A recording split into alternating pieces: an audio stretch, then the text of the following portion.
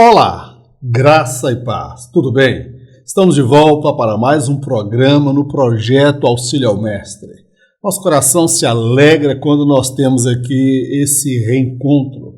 No projeto, nós estaremos estudando mais uma lição da Escola Bíblica Dominical, do material produzido pela CPAD. E nesse trimestre nós estamos estudando acerca do apóstolo Paulo, seu ministério, sua dedicação, seu empenho, que tem sido uma fonte de inspiração para as nossas vidas.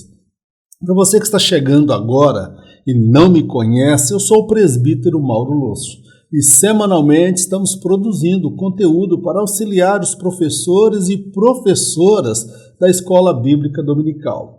E hoje no projeto nós estaremos estudando a lição de número 6. Paulo no poder do Espírito. Leitura bíblica encontra-se Atos capítulo 19, versos de 1 ao 7. E sucedeu que, enquanto Apolo estava em Corinto, Paulo, tendo passado por todas as regiões superiores, chegou a Éfeso. E chegando ali alguns discípulos, disse-lhes: Recebestes vós o Espírito Santo quando crestes? E eles disseram: Nós nem ainda ouvimos que haja o Espírito Santo. Perguntou-lhes então: Em que sois batizados então? E eles disseram: No batismo de João. Muito embora Paulo não tenha participado do dia de Pentecostes, na ocasião em que todos foram cheios do Espírito Santo, apesar disso, nem todos os apóstolos pregavam com tamanha autoridade, conhecimento e profundidade para a igreja como Paulo ensinava acerca da plenitude do Espírito Santo. Era de se esperar que os apóstolos que andaram com Jesus, que experimentaram o batismo no Espírito Santo, falassem com muito mais propriedade. Mas Paulo falava com mais autoridade, com mais propriedade e doutrinava a igreja. Paulo ele vai falar acerca da plenitude do Espírito Santo. O que é plenitude? É algo que está totalmente cheio. Tá bom, meu querido? Então, Paulo falava sobre a necessidade do Espírito Santo, a pessoa experimentar a plenitude do Espírito Santo. Ele ensinava com muita propriedade, com conhecimento de causa. Por quê? Ele também havia experimentado a plenitude do Espírito, que é o batismo no Espírito Santo. Paulo ele escreveu acerca da doutrina envolvendo o Deus Pai, o Deus Filho e o Deus Espírito Santo. Em especial, Paulo ele veio fortalecer a doutrina do Espírito Santo na Nova Aliança, que no Antigo Testamento a pessoa do Espírito Santo não estava numa doutrina tão explícita, clara e objetiva como na Nova Aliança. Então nós vamos entender que Paulo pregou na autoridade do Espírito e ensinou a necessidade da busca da plenitude do Espírito. Pregando a Cristo no poder do Espírito. A pregação de Paulo, irmãos, ele embora fosse um sábio filósofo, que estudou aos pés de Gamaliel, ele não pregava uma mensagem com intelectualidade, com filosofia e saber humano. Ele pregava uma mensagem simples, mas a mensagem acompanhada do poder do Espírito Santo. E por que Paulo fazia assim? Para que a glória não fosse para ele, o louvor não fosse para ele, para que as pessoas não ficassem impressionadas com a sua oratória, mas impressionadas sim com o poder de Deus, com a ação do Espírito Santo em suas vidas e não na pessoa de Paulo. Paulo movido pelo poder do Espírito. Nós vamos ver Paulo aqui pregando no poder do Espírito Santo. Aí nós vamos ver muitos congressos, simpósios, festividades pelo Brasil afora da nossa instituição na Assembleia de Deus, e pregadores que se levantam lá pregando no poder do Espírito Santo. Mas vamos lá, qual que era a mensagem de Paulo, que ele era movido pelo Espírito Santo? Não, a mensagem de Paulo era a essência dela, era o Cristo crucificado e o Cristo ressurreto, ou seja, a mensagem de Paulo era cristocêntrica. E ele não foi pregar sabedoria humana, ele pregava Cristo crucificado e ressurreto. Então nós vamos ver que esta mensagem era uma mensagem simples, objetiva, mas acompanhada do poder de Deus e da ação do Espírito Santo de Deus. Aí nos nossos dias, nós temos algumas correntes teológicas, teologia do liberalismo, a teologia da inclusão, que a igreja tem que aceitar tudo e todos do jeito que está, sem necessidade de mudar. E a teologia da prosperidade, a teologia do triunfalismo, é a teologia que vai de encontro ao anseio do homem, não de encontro ao anseio de Deus. Então nós observamos que aquela mensagem do Calvário, aquela mensagem do Cristo crucificado, o Cristo ressurreto, o Cristo que havia ressuscitado, ela não faz sucesso. A bem da verdade é essa. A gente quer pregadores que façam chover, pregar a emoção, sensacionalismo, para que as pessoas tenham muitas vezes a fé presa a estes homens e não a palavra de Deus. Paulo, ele teve a preocupação de não levar as pessoas a crerem nele, a dependerem dele. Ele teve a preocupação de levar o evangelho simples e objetivo, mas um evangelho que pode não ter feito muito sucesso, porque era rejeitado pelos gregos e os judeus. Mas posso falar uma coisa? Esse evangelho fez muito sucesso no céu, tá bom? E esse evangelho libertou muitas almas das mãos do diabo e conduziu essas pessoas até o céu. A mensagem do liberalismo, da inclusão, da teologia da prosperidade, do triunfalismo, elas visam agradar homens e não agradar a Deus. Então está o momento de nós repensarmos que evangelho nós estamos pregando, que evangelho nós estamos nos alimentando. Se é o evangelho cristocêntrico, é o evangelho que fala de Cristo, da obra de Cristo, do sangue de Jesus, do perdão dos pecados, da necessidade de se identificar com Cristo e carregar a sua cruz, tá bom, meu amado? É um momento oportuno. A mensagem de Paulo era essencialmente cristocêntrica. O caminho da pregação. Aqui nós vamos ver que Paulo, meu amado, quando ele se converteu em Damasco. Ele primeiro se reuniu com alguns irmãos em Damasco. Posteriormente, ele vai para a região da Arábia, lá ele prega. Ele depois vai para Jerusalém, aproximadamente 3 anos depois da sua conversão. E Paulo foi para Antioquia. Então, nós observamos o seguinte: por onde Paulo ia, meu amado, ele pregava o evangelho e dava testemunho da sua conversão. Agora, Paulo ele teve que lidar com a questão da desconfiança. Por quê? Porque ele foi o perseguidor da igreja, prendia, arrastava pelo cabelo. Muitas pessoas estavam achando que aquilo era uma estratégia. 3 anos, irmãos, depois da conversão dele, até os apóstolos também temiam a Paulo. E não era por menos, sabe por quê? Deus ele perdoa o pecado do mais vil pecador. Agora, meu querido, as memórias e as lembranças das pessoas continuam. Deus sabe que aquela pessoa mudou, que ela é uma nova pessoa. Mas as demais pessoas não percebem isso. Elas estavam desconfiadas. Então, Paulo teve que lutar contra esse estigma, esta imagem de alguém que ainda representava um perigo para a igreja. Agora, diga-se de passagem, as pessoas que temiam a Paulo, quando ouviam Paulo pregar com muita autoridade, com muito conhecimento e profundidade, elas chegavam à conclusão que, de fato, ele havia tido uma experiência de salvação, porque a mudança na vida dele foi radical. Então, nós, quando nos arrependemos e viemos para Jesus, nós deixamos para trás um legado de maldição, um passado muitas vezes tenebroso. E demora tempo, irmãos, até que as pessoas tenham convicções que realmente nós somos uma nova pessoa, nós somos uma nova criatura. Mas, todavia, a gente não deve parar. Apesar das desconfianças, nós devemos insistir, persistir e pregar a palavra de Deus, o caminho da pregação. Paulo e as 2 viagens missionárias. As primeiras viagens missionárias transculturais foram feitas por Paulo e Barnabé.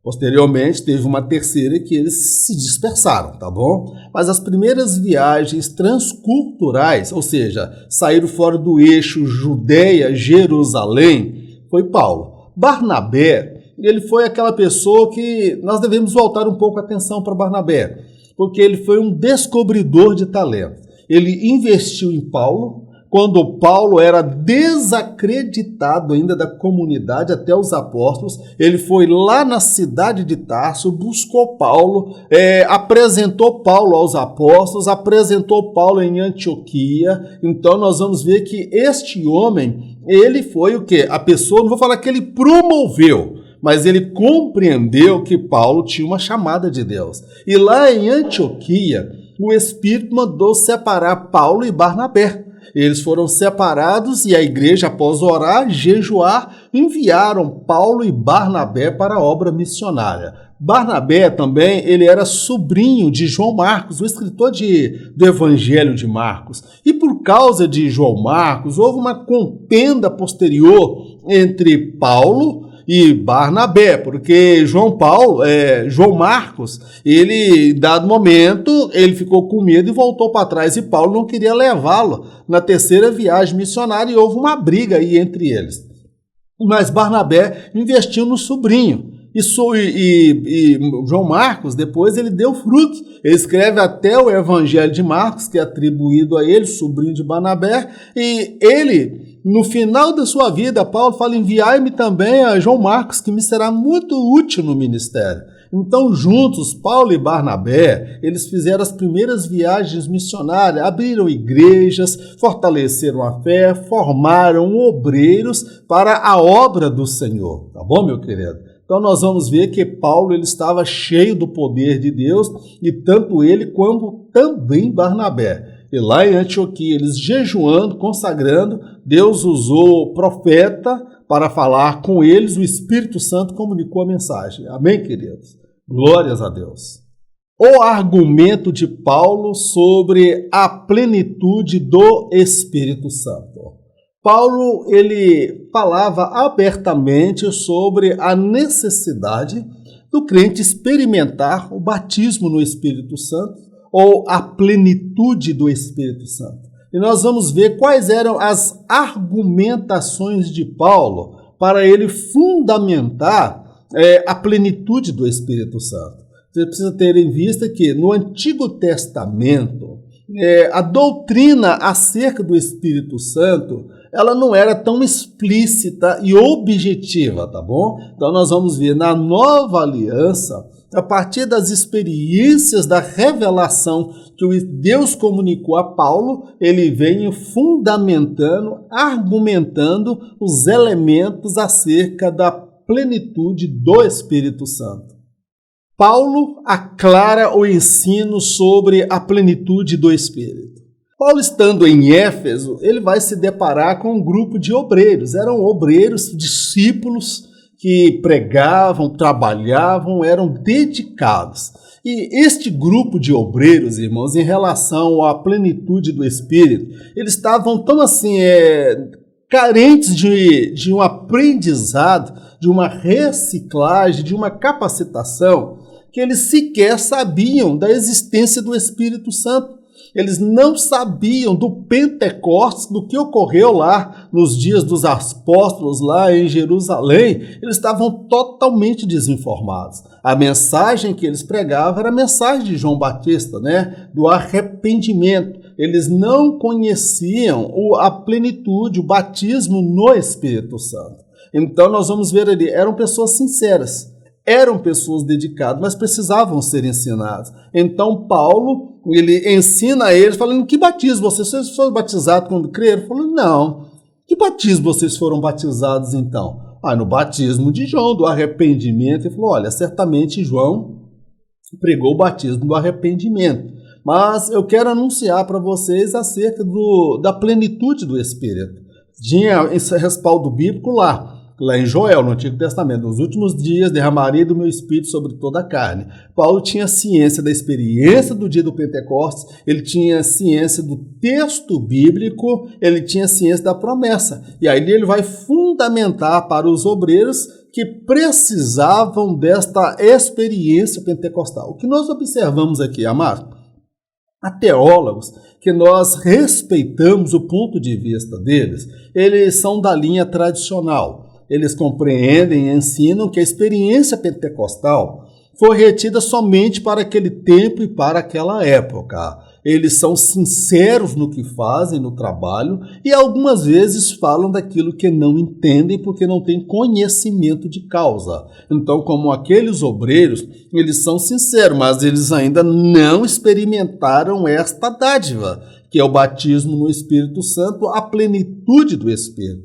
Para alguns, falta fé e humildade para receber, porque alguns são arrogantes, altivos, cheios de si, e aqueles que são sinceros realmente, que pregam e ensinam aquilo que foi repassado para eles. Mas o importante é que aqueles obreiros não passaram a ser salvos porque foram batizados no Espírito Santo, tá bom? Eles receberam um revestimento de poder. Mas precisamos ressaltar aqui que ser batizado no Espírito Santo não é tudo, tá bom, meu amado? É necessário buscar o fruto do Espírito, paz, bondade, benignidade, mansidão, domínio próprio, fidelidade. Nós precisamos buscar o fruto do Espírito, que é a expressão do caráter de Cristo. Então, ser batizado no Espírito Santo é uma dádiva, é receber isso. Mas a gente não pode fazer a fama e deitar na cama. A gente tem que continuar a buscar, santificar e orar para que o fruto do Espírito seja gerado nas nossas vidas. É preciso crer para receber o Espírito Santo. A proposta desta lição não é falar necessariamente acerca do batismo no Espírito Santo. Todavia, é oportuno abordar essa questão aqui, né? Que o batismo do Espírito Santo, para ele ocorrer, primeiro, algumas coisas que a pessoa tem que se arrepender dos seus pecados.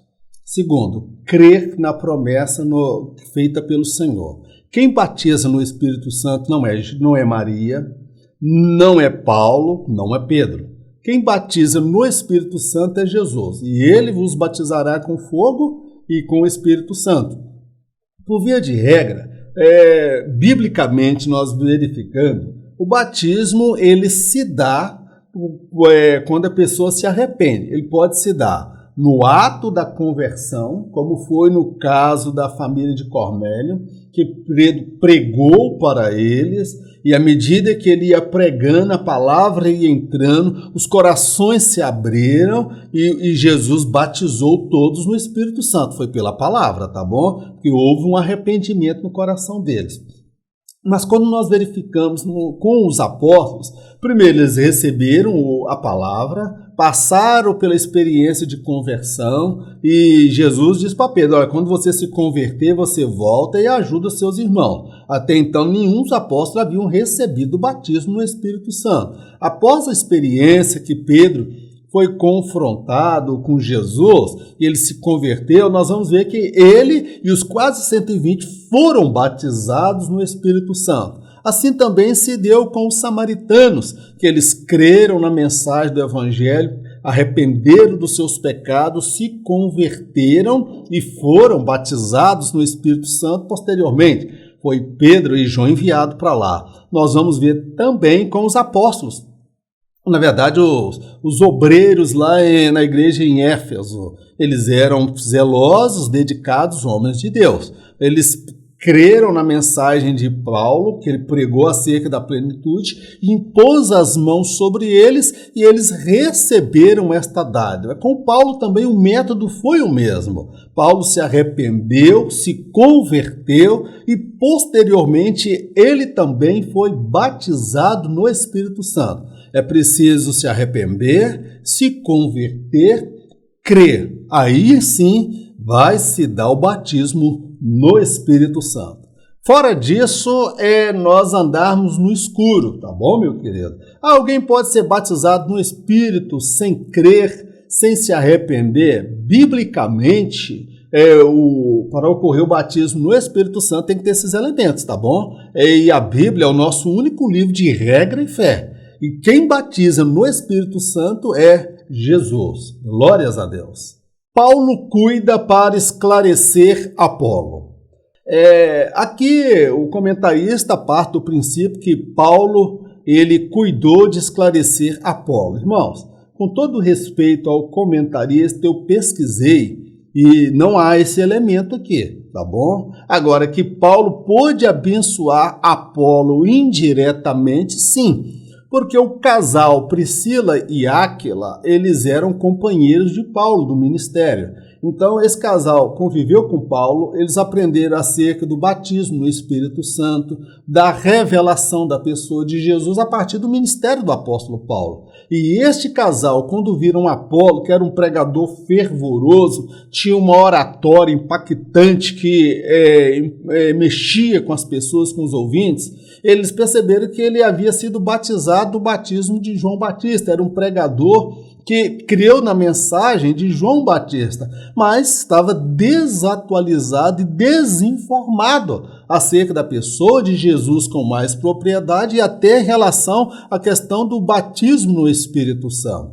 Então, este casal, eles ministraram para Apolo. Eu vejo da parte de Apolo, irmãos, era um obreiro, vamos ser, aclamado pelos pecadores, pelos ouvintes, mas era um obreiro incompleto. Ele precisava aprender. E quem ensinou para ele? Irmão, não foi Paulo. Quem ensinou foi o casal Áquila e Priscila, a sua esposa. Esse casal pregou. Eu vejo da parte de Apolo a humildade de ouvir, de aprender, de quem a princípio fala assim, não, mas ele sabe menos do que eu. Não, eles sabem mais. Mas ele teve humildade, era um pregador aclamado, era um pregador renomado, mas ele foi humilde para ouvir. E este casal só pôde passar com muita propriedade porque eles aprenderam com o apóstolo Paulo, tá bom, meu amado? Então, eles tinham conhecimento de causa e muito provavelmente, creio eu, que esse casal também havia experimentado a plenitude do Espírito Santo. Então, neste sentido, Paulo, ele abençoou Apolo de forma indireta e não tão explícita, conforme proposto aqui na lição. A fonte do ensino de Paulo sobre o Espírito Santo aos Efésios. Quando Paulo vai falar aos obreiros em Efésios, a igreja em Éfeso, ele tinha o quê? Uma fonte. Que fonte era esta? Era a lei de Deus. No Antigo Testamento, a doutrina acerca do Espírito Santo, amados, não era tão cristalina como na Nova Aliança, mas Paulo, ele se fundamenta na lei, porque a lei de Moisés abrangia isso e os profetas. Agora, o Espírito Santo, ele veio que potencializou aquele saber e trouxe para Paulo revelações. E Paulo vai falar acerca da doutrina do Pai, a doutrina do Filho e a doutrina do Espírito. A doutrina do Pai é a teologia, a doutrina do Filho é cristologia, e a doutrina do Espírito,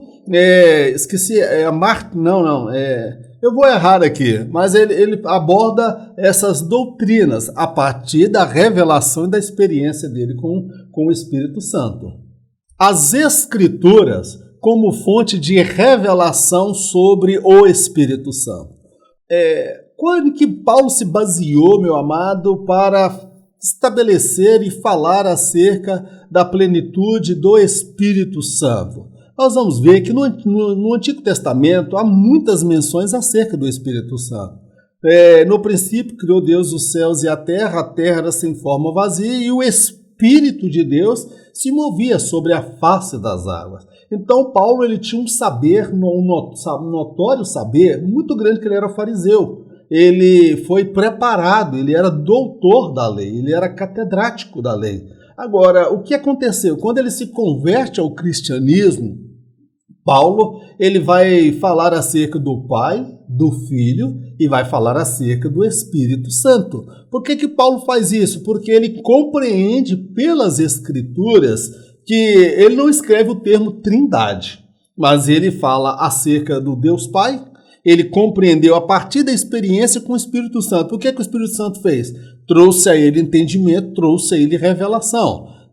O ministério de Paulo, ele teve íntima comunhão com o próprio Senhor Jesus, que comunicava para ele. E a partir dessa experiência, desta revelação, deste saber que havia sido potencializado pelo Espírito Santo, Paulo, munido de todos estes elementos, ele vai contribuir para a compilação de várias doutrinas cristãs. Aí nós vamos ver a doutrina do Espírito Santo, a doutrina de Jesus Cristo, a doutrina acerca de Deus, a doutrina da salvação, a doutrina do pecado. Então Paulo, ele foi usado por Deus porque ele conhecia a lei de Deus e sobre aquele conhecimento o Espírito Santo trouxe revelação, entendimento e desvendou para ele, tá bom, meu amado? Então, Paulo se baseou, se fundamentou nas Escrituras.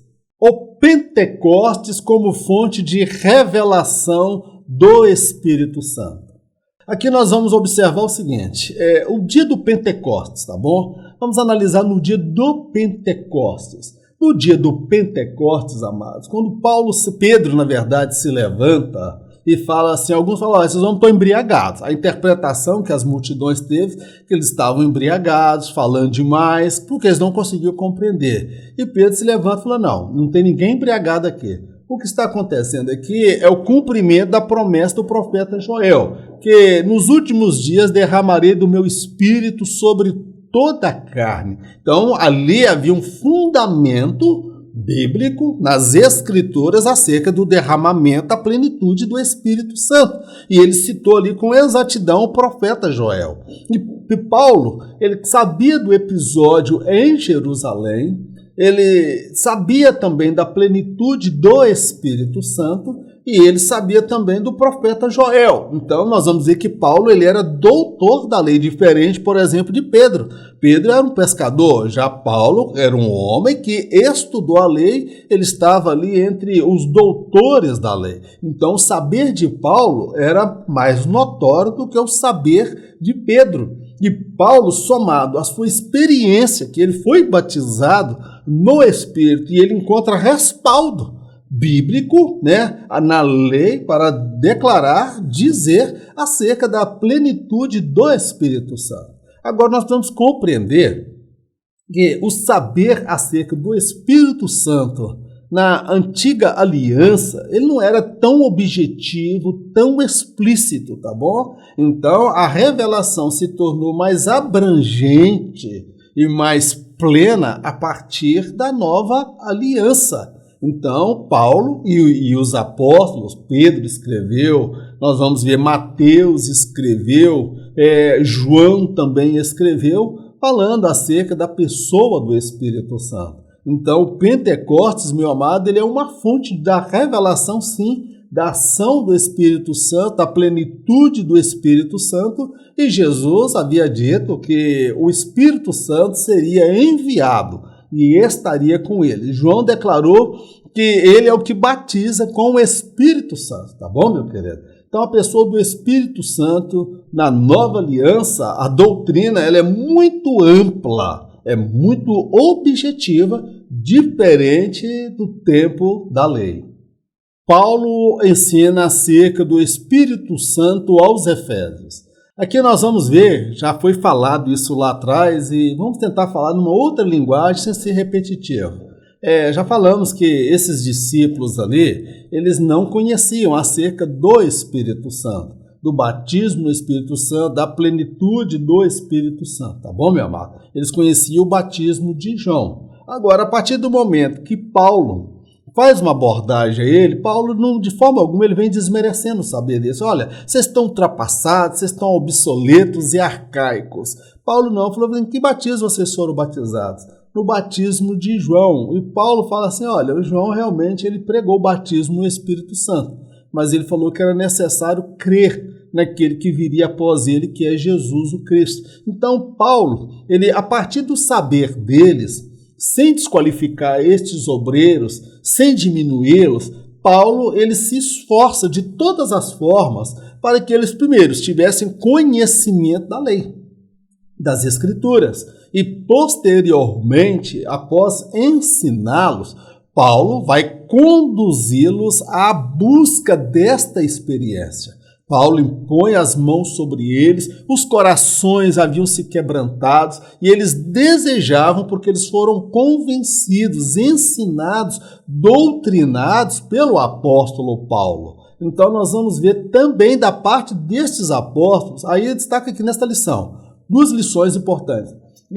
Tanto de Apolo, que ele foi humilde para aprender com o casal Áquila e Priscila, e esses discípulos, eles também foram humildes para aprender com Paulo. Irmão, pessoas altivas, pessoas arrogantes, soberbas, há pessoas que se acham a última bolacha do pacote.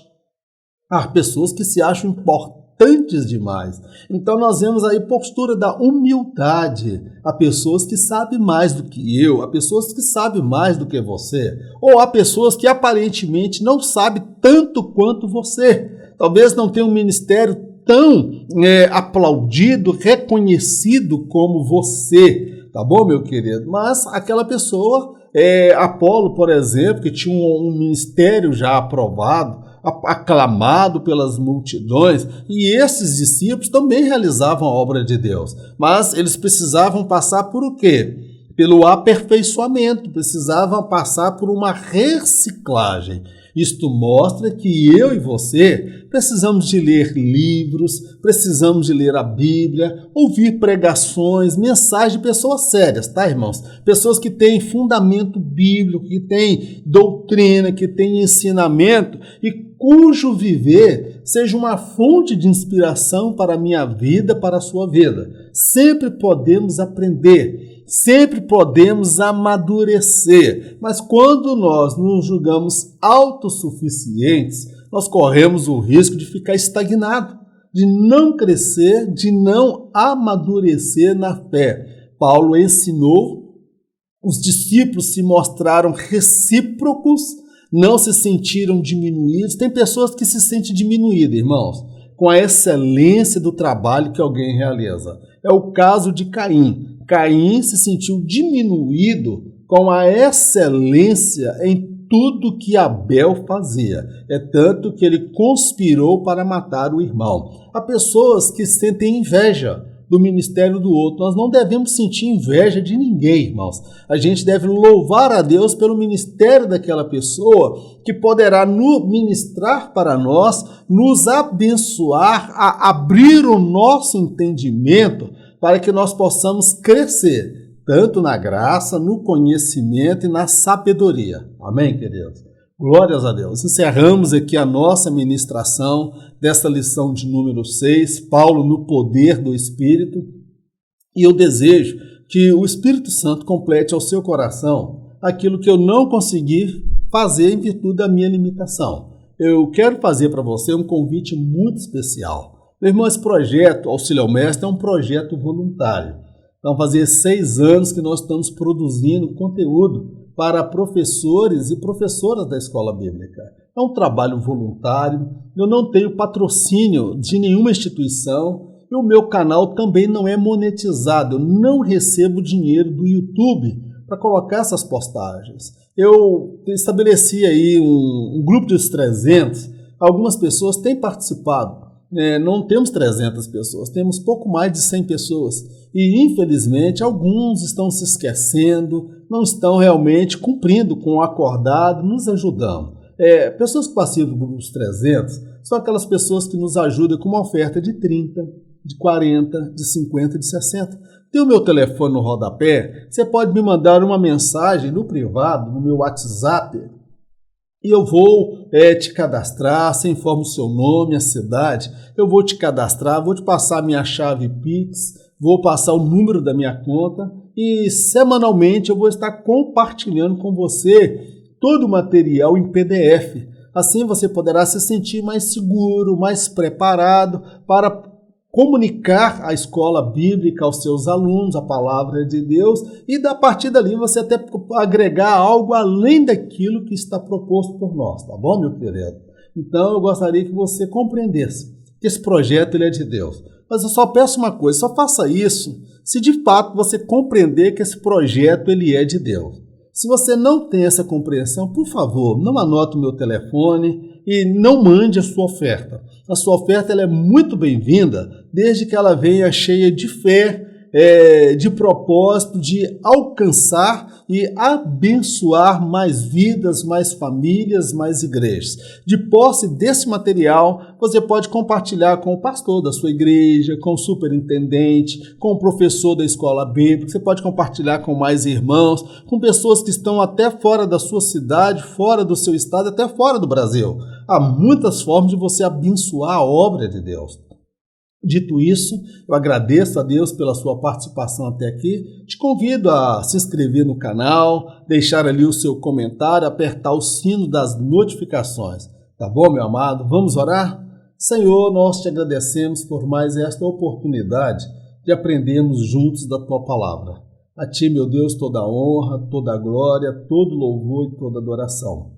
Ensina-nos, ó Pai, a viver uma vida cheia do teu Espírito, a recebermos a plenitude do teu Espírito, a sermos renovados a cada instante, a cada momento. Usa-nos, ó Pai, como canal de bênção, Senhor. Meu Deus, ensina-nos que ser batizado no Espírito não é tudo. Nós precisamos buscar o caráter de Cristo, a santidade, a pureza, buscar, meu Deus, o fruto do Espírito, meu Pai, que é a expressão do caráter daquele que realmente serve ao Senhor. Usa-nos na nossa geração para sermos canal de bênção para as vidas, para as nações, para o Brasil, onde nós estivermos. Fica conosco, nos abençoe no nome de Jesus. Que o grande amor de Deus, a graça do nosso Senhor e Salvador Jesus Cristo, as doces consolações do Espírito Santo de Deus, seja com todo o povo de Deus, não somente hoje, mas para todo sempre. Em nome de Jesus, amém. Glórias a Deus. Em caso de arrebatamento, eu não estarei aqui para ministrar a próxima lição. Amém? Amém nada, né, irmão? Em caso de arrebatamento, nem eu e nem você estaremos aqui para a próxima lição. Porque em caso de arrebatamento, eu encontro com você por sobre as nuvens. E lá no alto, quem é que vai estar? Ele mesmo, o amado das nossas almas. Fique na paz, Deus te abençoe, em o nome de Jesus, amém.